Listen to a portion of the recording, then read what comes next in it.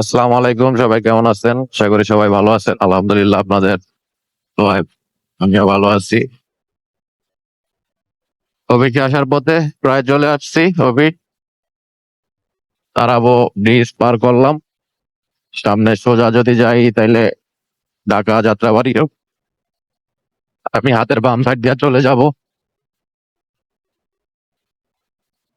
Demra staff quarter.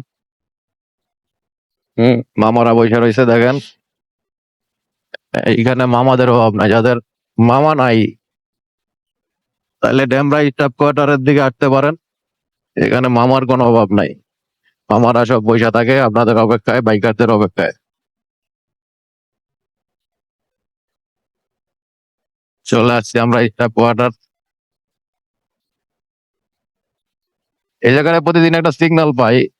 আজকে অফিসেও late হয়ে গেছে আমার। 8টায় অফিস, অফিস টাইমও প্রায় লেট। সিগন্যালটাও পাই নাই। মানে সব দিক দিয়ে ভালো হয়েছে, এই যে মামারা বসে রয়েছে। মামা, হ্যাঁ, এই যে মামারা, এই যে দেখেন কাপ পেতে বসে রয়েছে। বাইক না আইলেই ধরবে। কোন বাইকার যদি আসে, বাইক না আইলেই ধরবে, ধরে মোলাকাত করবে।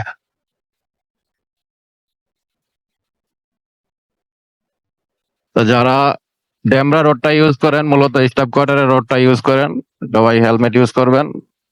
হেলমেটটা আসলে সবসময় আমাদের ইউজ করা উচিত, কারণ এটা আমাদের সবচেয়ে বড় সেফটি।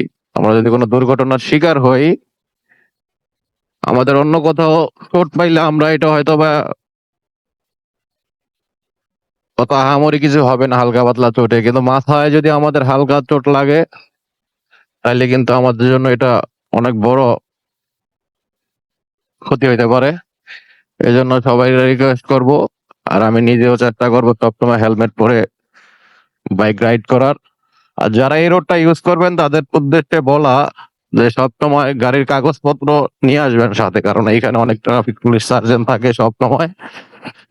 হ্যাঁ, এখানে আপনার মামলা খাওয়ার সম্ভাবনা আছে। ঠিক আছে, সবাই ভালো থাকবেন, সুস্থ থাকবেন। আমি আমার অফিসে চলে আসছি। প্রায় প্রায় না, আমার এই যে অফিস, এটা আমার অফিস, সামনের বিল্ডিংটাই আমার অফিস। আমি এখন অফিসে ঢুকবো। সবাই ভালো থাকবেন। আসসালামু আলাইকুম।